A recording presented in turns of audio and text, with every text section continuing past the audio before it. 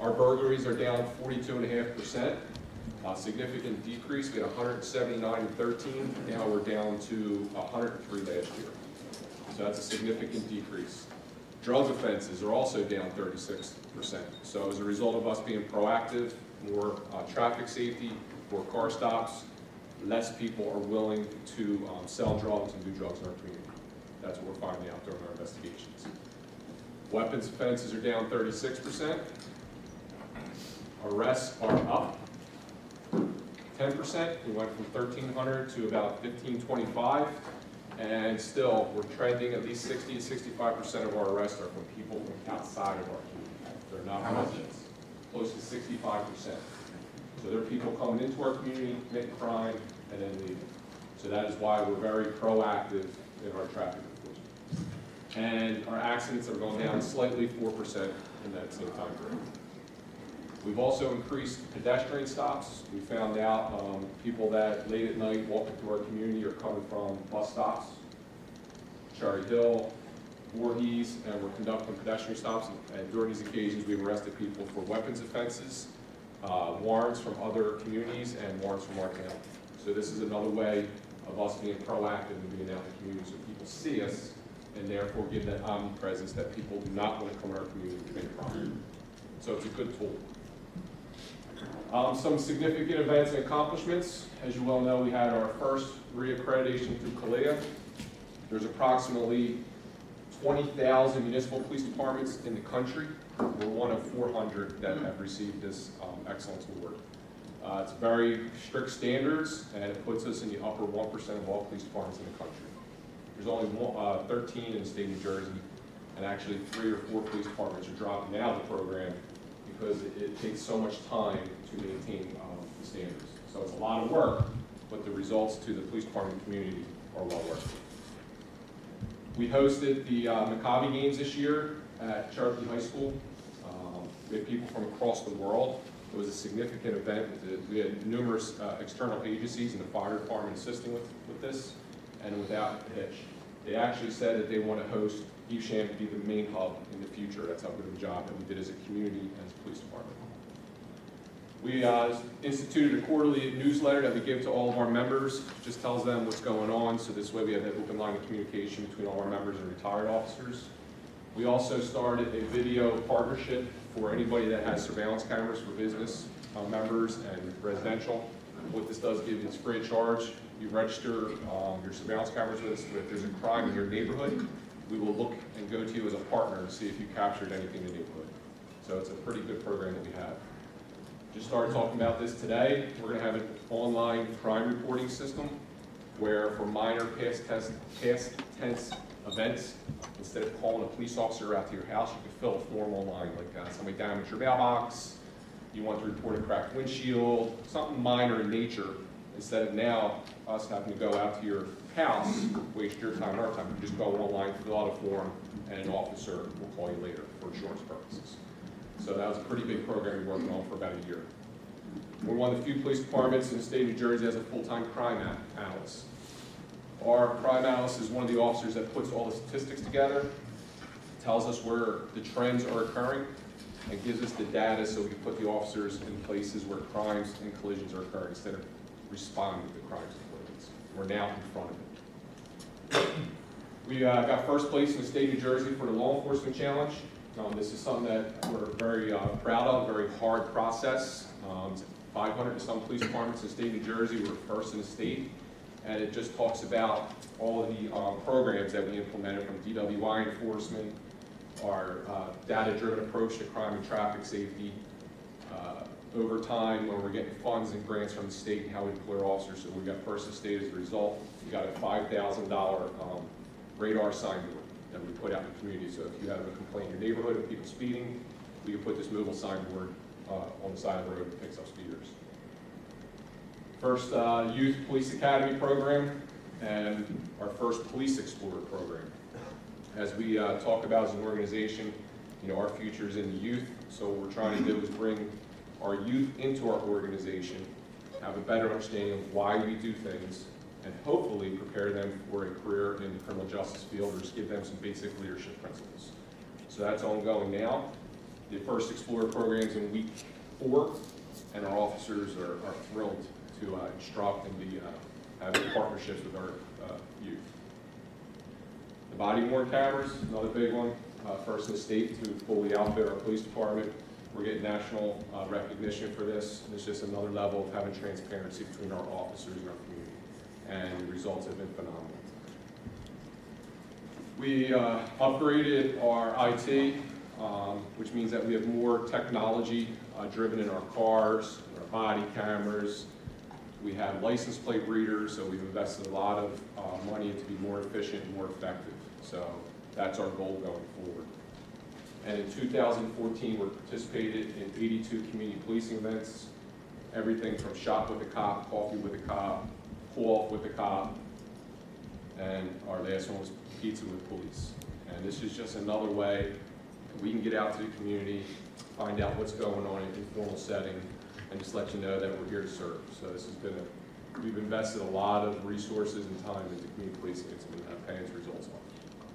So that's all I have. And the trading cards too. Training cards as well.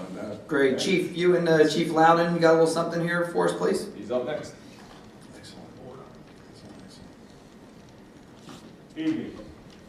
For those of the audience, my name is Ted Loudon, the fire chief here in Evesham Township, and I was invited tonight to provide a quick overview on the Opticom system, which is a traffic control device for emergency apparatus. The slide that you see on the screen at present indicates in the center of the picture a traffic signal with a GPS satellite above and then merging emergency vehicles. Opticom uses a GPS transponder in the emergency vehicle, which is linked to a satellite, which then is linked in turn to the traffic light. It reads which direction the apparatus is going to go by the directional signal or not, and then changes the lights, the traffic signal, in the appropriate pattern. This stops all the traffic in a normal fashion, and you no longer have to count on people listening to the air horns or sirens and hearing that, and that being over top of their car radio, air conditioner, people talking within the vehicle and that kind of thing. So you take all that and engineer all that out, and now it's back to the traffic light. And the system is very, very inexpensive. It's about $25,000 per traffic light. But when you look at the cost of what an apparatus crash costs for a police officer's vehicle, it paid for itself over a period of time. And in addition to that, it adds to the response time by decreasing the overall amount of time it takes to get from one area to another, and also, of course, provides for emergency responder safety. Currently, the county has a program, and they've done these existing intersections here in Evesham Township with funds that they've received through a grant program at all of the intersections as listed on that sheet. We were fortunate in that the mayor went to bat for us in with the State Department of Transportation when the circle was done, and we also were able to get Route 70 and North Maple Avenue and Route 73 and Center Boulevard done by the state as part of that project, of which we were very appreciative of. So we were able to actually extend the total number of lights. If you look at those locations and you travel and you follow them out, it essentially makes a straight line from Route 73 in Center all the way down to Trano's Liquor Store on Maple Avenue, that full length. So every one of those lights is hit that way. What we don't have are the other intersections in the community, and that's what we'd like to talk to Mayor and Council about tonight. The county also provided us with equipment for the fire department, which we now have a total of 18 Opticom units in our vehicles. 5 in our ambulances. Every ambulance has the capability, both of our aerial units do, and all of our engines do as well. This is just one sample crash. This occurred at East Road, Medford Road, and Elmwood Road. It was an ambulance that was responding to a call. We sent 2 of our volunteer EMTs to the hospital with this, one with a broken rib, another one shaken up with bruises and some cuts. Fortunately, there was no serious injuries sustained. However, the ambulance was totaled out. That's about a $160,000 crash that you see there. We've also had Route 70 and Maple Avenue. We had our heavy rescue unit involved in a crash with a civilian motor vehicle, and we've had our engine involved at 70 and Locust also with another crash at that intersection. I think the police department as well had some issues. Yeah, we've had a couple, 70, 73, 78 Cropwell going priority one calls, which means raising sirens. Somebody's either an infant choking, or a fight progress, or armed robbery progress. And, we'll come up to an intersection, lights and sirens, and we're slowing down, and then we're going, and people are still coming across the green lights. So this would let us have the ability to go from point A to point B without putting anybody else's life in danger.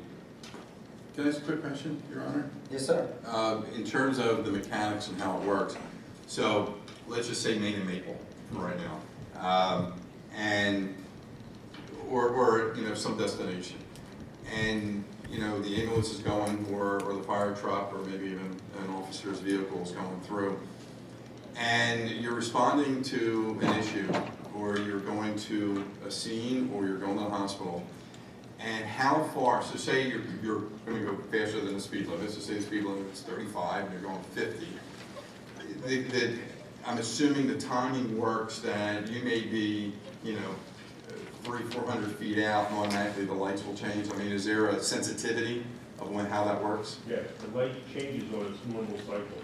It senses that you're coming in that direction, and with plenty of time, it rotates to a normal cycle. That's part of the beauty of the system, is that the motoring public doesn't realize that it's even changing, that the light's actually being operated by something else. They just see it as, okay, just going from green to yellow to red. And then how does it actually begin the initiation process in your vehicle, one of your vehicles? When we turn on the red lights, it's Okay. wired into the red lights, and it's also wired into the turn signal. Okay. Which is why that's a good question, because it certainly allows me now to say that when you come up to any traffic signal that has an arrow light, a green arrow, if you have your left-hand turn signal or left arrow, it will show that left arrow and stop everything else, so that we can easily move around through that traffic and negotiate through it. And as Chief Chu mentioned about some of the motor vehicle accidents we've had, it's rather elementary, but the fact is, the one that hits you is the one you don't see. Okay? And in almost all of our accidents, they've been on divided highways, and in the divided highway, traffic is stopped in both lanes, and then someone decided to go around what was already stopped, and then hit us in the middle of the intersection. We have procedures in place where we come to full stops and then stop again in the center of the divided highway, and then with regards to speed, it's almost impossible to get up to some of those speeds that you mentioned in town, especially with a 20-ton truck. And secondly, okay, it just doesn't make any sense to get to that speed, it's just not safe. So, what we're looking for from Mayor and Council, Chief Chu and I are both endorsing this system and looking for some methodology so that we can begin to have this equipment installed on traffic lights as we do new construction projects or anything that touches the traffic signal and requires an updating in that area, to have it added in as that project is done, so that we do it at the expense of whoever's causing the issue. In addition to providing for emergency responder safety, faster response time, it also decreases traffic congestion by allowing the traffic to get back to normal within 25% quicker times than normal. Hey, Chief, how many more intersections would you guys like to do? There's a lot. There's about 12 to 13 more that, Yeah, 12 to 13 more. When you look at Each intersection costs approximately 25, Chief. Is there any money federally that you guys from law enforcement, that anybody's given out for this project? my suggestion would be to check with the county to find out where those funds came from, and then kind of follow that thread. Have you guys given any thought out of your budgets to take a look? If you have any room in your budgets to be partners in this and With the anything like numbers that this? we're talking, it's pretty tough. They dropped it into our lap for free, and so now we're kind of like hooked on it. I'm sure we can find some dollars to do some, take it on 25 of them or something, not without. Well, that's right, we just did 12, right? Look, about 12 intersections? they're the ones that do not have this service. About 12 intersections. About 300 grand. Right. So doing that kind of a number would be tough. And plus the transponders in the cars, each car would have to be operated with GPS units. So 25,000 is for the Like, intersection, and each vehicle We don't have any transponders in any of the police cars, We do only not. in the fire. For some reason, that grant came to us and knocked on our door. It wasn't something that we actually went to chase after. They knocked on our door about it, and their biggest issue was to try to get that entire corridor to the hospital. So, able to have So in that corridor right now, since we have no transponders, fire and EMS are the only ones who can get lights changed. Right. And how much is each transponder? About $3,000.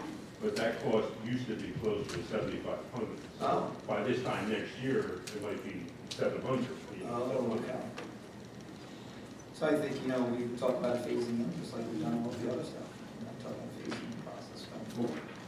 I mean, we have budget time now, so it's a good time to start talking. What we did is we threw them in with the bond issues on the apparatus, and inspected all the lights and stuff. Right. Inspected, yeah. Now, do we know if the county has said they aren't gonna do this anymore? Did they? Yes, they continue on with the program, Oh. but they have other communities that they're working on as well. I think they got our hospital, but then perhaps they're going to seek doing something up in Longville. God. Do we, of all those intersections, do you have them prioritized?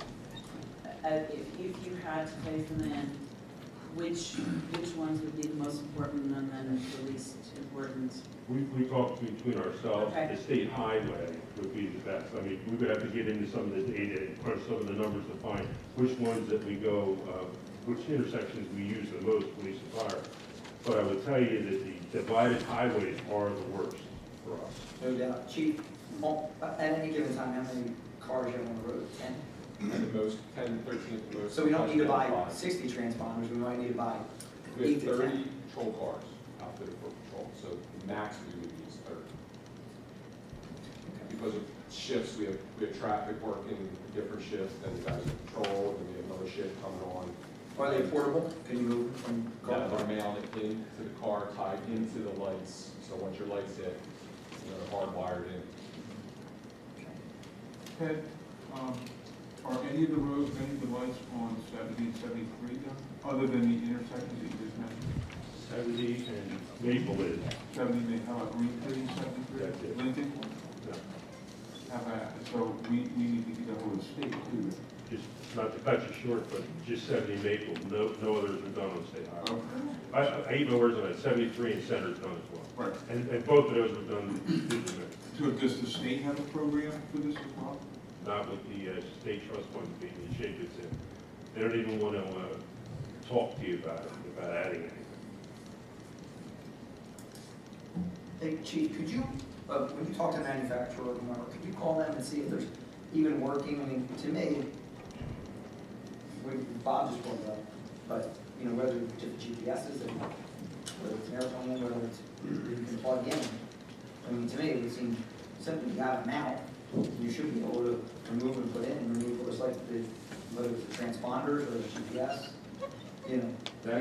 That might be so, but it's doubtful because yeah, before in a Chevy, the wiring is going to be different. Remember, a lot of it links up with the turn signals, and I believe with the transmission and the vehicle identifier, so that it ends up having its own license for that unit, much like the cell phone does. So you can link it right back to that unit was operated by that patrolman in that car on that day to that license. And that's used for liability. Good idea, but. Yeah. Well, are they the only game in town? Is there only one manufacturer of these units? No, there are other manufacturers, but of course you need the compatibility issues. Okay. Right now, we have 13 Opticom systems in town. There are some others, but none of them are as good. It's like the difference. You know, So you can't, so if we're married to a Verizon, we're married to Verizon, you can't go to, Nothing wrong with that, of course. I'm retired. So we're not married to them as long as the technology, as long as. that's to me, I mean, to me, it would be a bid, it would be smart that we just put this thing out to bid, at least get bids in. Tell them, we can go to RFP on something like that. You know. Let's get bids in and see who's compatible and who's not. So maybe somebody's willing to give us 20 for 2,000 each or 1,500 each. And I suspect over time, in terms of our patrol vehicles, it's going to be part of the standard design package as the technology evolves. That's the goal. So our big thing is, All right, why don't you guys get together, put an RFP together if you would, and just get a list of intersections. And then maybe, like I said, phasing, let's say you have 12. Maybe we find a way we can do 4 a year for the next 3 years or something like that. Great. You know? So why don't you get us a list of your top 12? Top 12, top 10. And we got budget time coming up, so this is the perfect time to do it.